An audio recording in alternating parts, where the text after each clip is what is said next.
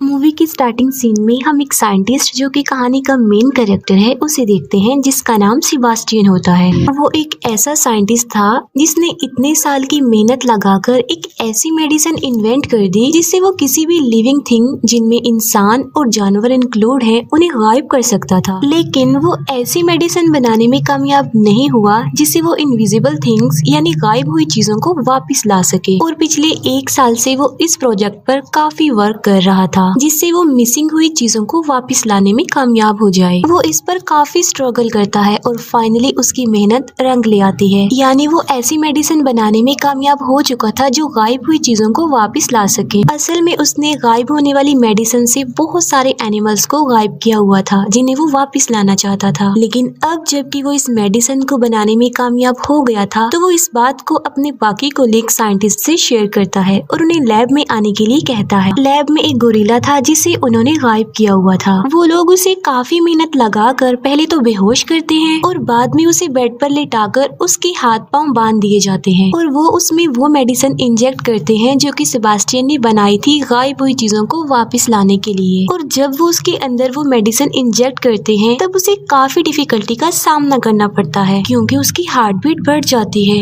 और उस गोरिल्ला की हालत देखकर ऐसा लग रहा था कि अब वो नहीं बच पाएगा। लेकिन वो उसको बचाने की काफी कोशिश करते हैं, उसके हार्ट को शॉक देते हैं जिससे इस गोरिल्ला की हार्ट बीट नॉर्मल होने लगती है और आहिस्ता आहिस्ता उसकी सारी बॉडी स्टेबल हो रही थी और गोरिल्ला पूरी तरह अपनी बॉडी में वापस आ जाता है। अब क्योंकि वो ऐसा करने में कामयाब हो जाते हैं तो वो सब काफी खुश हो जाते हैं क्योंकि उनके इन्वेंट, उनके एक्सपेरिमेंट्स कामयाब जो हो गए थे। फिर यहाँ पर हमें ये पता चलता है कि सारे एक्सपेरिमेंट्स मिलिट्री के लिए हो रहे थे और उन लोगों की मिलिट्री के साथ एक मीटिंग होती है जिसमें सेबास्टियन ये झूठ बोल देता है कि अभी तक उसने कोई सक्सेस हासिल नहीं की है और वो कामयाब होने के लिए और मजीद टाइम मांगता है। तब मिलिट्री उसे कहती है कि तुम तो पहले ही बहुत टाइम ले चुके हो और अगर तुमने जल्दी से कोई रिजल्ट नहीं दिया तो हम तुम्हारी रिप्लेसमेंट में किसी और को ले आएंगे। और जब वो लोग बाहर आते हैं तब सेबास्टियन के साथी, जिसमें लड़की का नाम लिंडा और लड़के का नाम मैथ्यू होता है, वो उससे पूछते हैं कि तुमने मीटिंग में झूठ क्यों बोला कि तुमने सक्सेस हासिल नहीं की जबकि तुम तो सक्सेस हासिल कर चुके हो। वो कहता है इसलिए क्योंकि मैं इस मेडिसिन को किसी इंसान पर चेक करना चाहता हूँ, टेस्ट करना चाहता हूँ। और वो इंसान कोई और नहीं बल्कि वो खुद था,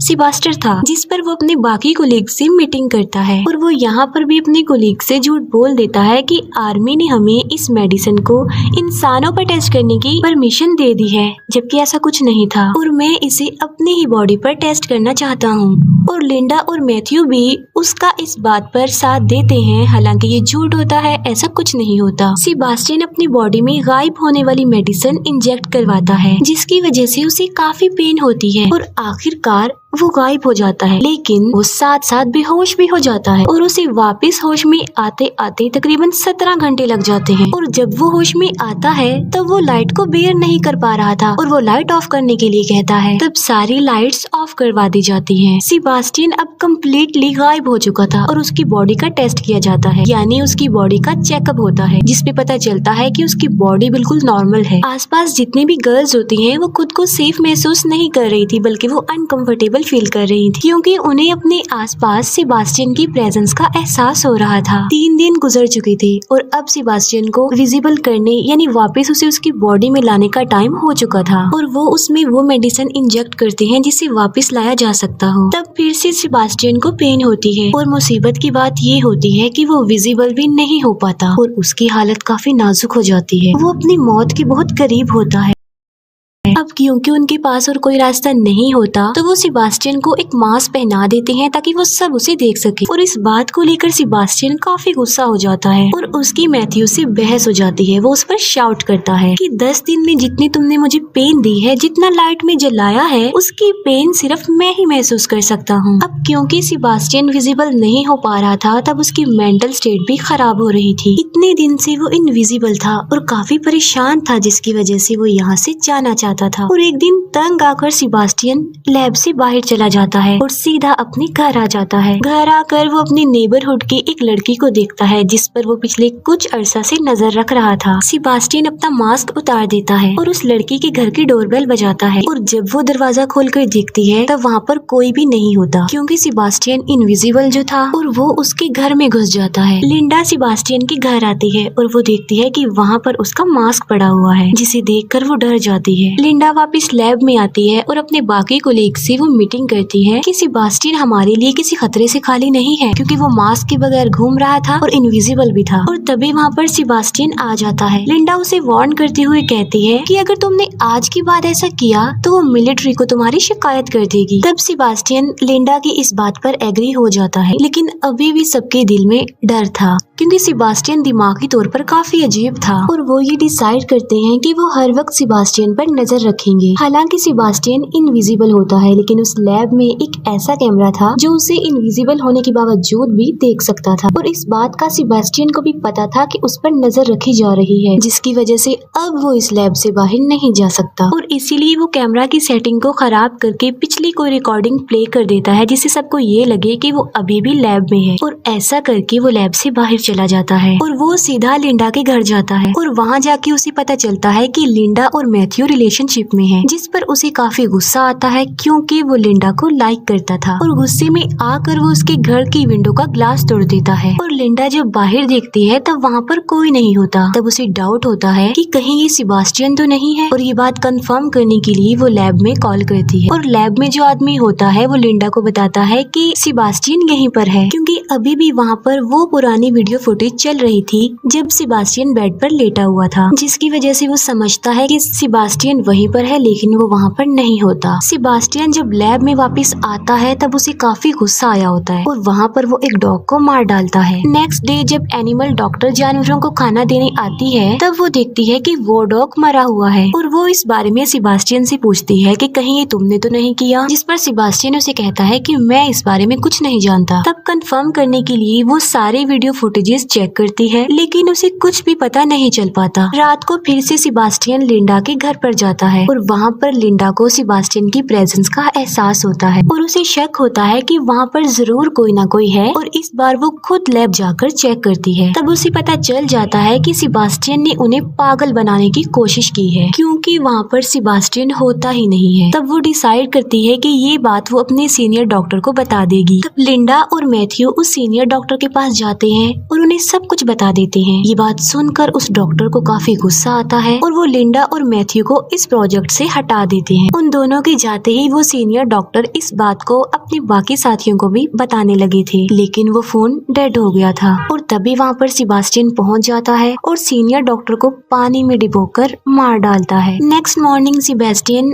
वापस लैब में आ जाता है। लिंडा और मैथ्यू उस सीनियर डॉक्टर की कॉल का वेट कर रहे थे क्योंकि आज उनकी मीटिंग थी। अब क्योंकि वो सीनियर डॉक्टर मर चुका था तो उसकी कोई भी कॉल नहीं आती। तब चेक करने के लिए लिंडा उस डॉक्टर के घर पर कॉल करती है। तब उसे पता चलता है कि डॉक्टर की पानी में डूबने की वजह से डेथ हो गई है। तब लिंडा डिसाइड करती है कि वो इस प्रोजेक्ट के बारे में सबको बता देगी क्योंकि सेबास्टियन की रियलिटी यानी कि वो इनविजिबल है ये सिर्फ वही लोग जानते थे जो लैब में थे, बाकी और किसी को भी इस बारे में कुछ नहीं पता था।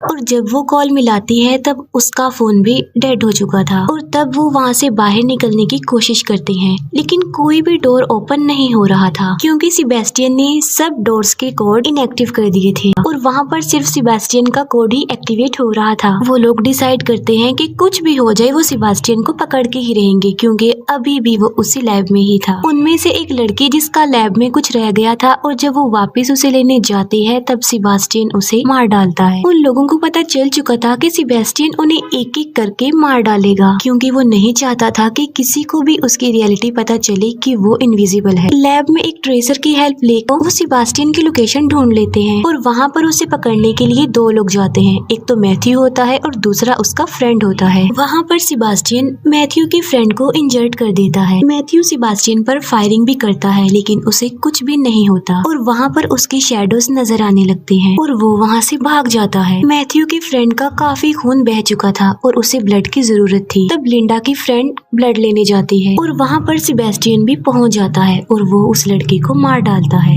और इतनी ही देर में मैथ्यू का फ्रेंड भी मर जाता है। अब सिर्फ 3 लोग ही जिंदा बचे थे, जिनमें थी लिंडा, मैथ्यू और उनका वहाँ पर एक और फ्रेंड। अब वो लिंडा की फ्रेंड को ढूंढते हैं जो कि ब्लड लेने गई थी और उसकी डेड बॉडी उन लोगों को एक फ्रीजर रूम में मिलती है। लिंडा और मैथ्यू के अलावा जो सर्वाइवर था सेबेस्टियन उसे भी मार डालता है और वो उसे लोहे के रॉड से मारता है। और जब मैथ्यू अपने फ्रेंड को बचाने की कोशिश करता है तब सेबेस्टियन उसे भी इंजर्ड कर देता है। वो लिंडा और मैथ्यू को उस फ्रीजर रूम में बंद करके फ्रीजर ऑन कर देता है और उन लोगों को वहीं पर छोड़ देता है और वहाँ से चला जाता है। वो उन दोनों को कोल्डनेस की वजह से मारना चाहता था और फ्रीजर का टेम्परेचर आहिस्ता आहिस्ता डाउन होता जा रहा था, लेकिन लिंडा फिर भी हिम्मत करके दरवाजा तोड़ने की कोशिश करती है, लेकिन वो ऐसा नहीं कर पाती। मैथ्यू जो कि काफी इंजर्ड था और इसी वजह से वो बेहोश होता है। फिर हम सेबेस्टियन को देखते हैं जो कि अच्छे से रेडी हो जाता है और एक केमिकल को यूज करके एक बॉम्ब बनाता है और बाद में उसका टाइमर सेट करके वहाँ से चला जाता है। दूसरी तरफ लिंडा भी मैग्नेटिक पावर का यूज करके दरवाजे को खोलने की कोशिश कर रही थी और इस बार वो कामयाब भी हो जाती है और डोर ओपन हो जाता है। डोर ओपन होने के बाद वो मैथ्यू को वहाँ से निकालने लगती है और उसके पास आग जला देती है क्योंकि उसकी बॉडी काफी ज्यादा ठंडी हो गई थी। और अब लिंडा उस जगह पर जाती है जहाँ पर सेबेस्टियन होता है। सेबेस्टियन जो कि लिफ्ट में था और लिफ्ट का दरवाजा बंद होने ही वाला होता है कि तभी वहाँ पर लिंडा आ जाती है। लिंडा के हाथ में एक सिलेंडर होता है जिसे वो जलाकर सेबेस्टियन को जला देती है। सेबेस्टियन जो कि सारा जल चुका था तो आहिस्ता आहिस्ता उसकी बॉडी भी जलती जा रही थी। अब क्योंकि सेबेस्टियन इंजर्ड भी था और काफी गुस्से में भी था तो वो लिंडा से अपना रिवेंज लेना चाहता था, उसे किसी भी सूरत में मारना चाहता था। फिर लिंडा आग बुझाने वाली पाइपलाइन को ऑन कर देती है जिससे वहाँ पर पानी गिरने लगता है। अब सेबेस्टियन हल्का हल्का नजर आने लगा था और वो लिंडा को काफी बुरे तरीके से मारने लगता है और उसकी गर्दन पर पाँव रख कर उसका गला दबाने की कोशिश करता है। लिंडा ऑलमोस्ट मरने ही वाली होती है कि तभी वहाँ पर मैथ्यू आ जाता है जिसके हाथ में लोहे का एक रॉड होता है और वो उस लोहे के रॉड से सेबेस्टियन के सर पर स्टैब करता है जिससे सेबेस्टियन वहीं पर ही गिर जाता है। फिर मैथ्यू लिंडा को उठाता है और वो दोनों वहाँ से जाने लगते हैं। सेबेस्टियन जो कि अभी तक मरा नहीं था बल्कि जिंदा था और वो उसी रॉड को उठा लेता है और वो उस रॉड से मैथ्यू को मारने ही वाला होता है कि मैथ्यू को पता चल जाता है। तब मैथ्यू सेबेस्टियन को धक्का दे देता है और वो रॉड इलेक्ट्रिक वायर से टकरा जाता है और करंट सेबेस्टियन की पूरी बॉडी में फैल जाता है जिसकी वजह से सेबेस्टियन वहीं पर गिरकर बेहोश हो जाता है। फिर लिंडा और मैथ्यू उस जगह पर जाते हैं जहाँ पर सेबेस्टियन ने वो बॉम्ब सेटअप किया हुआ था।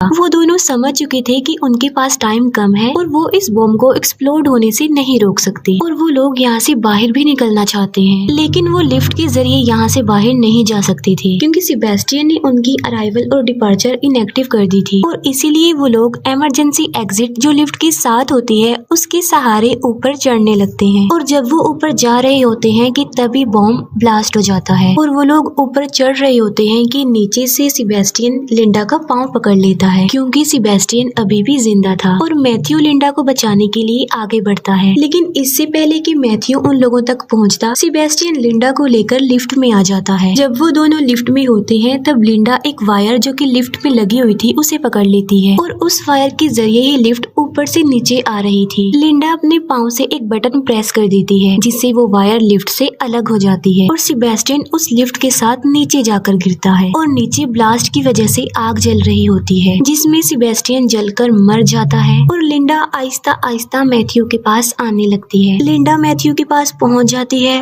और वो दोनों बच जाते हैं और खुश होते हैं और इसके साथ ही ये मूवी यहीं पर एंड हो जाती है।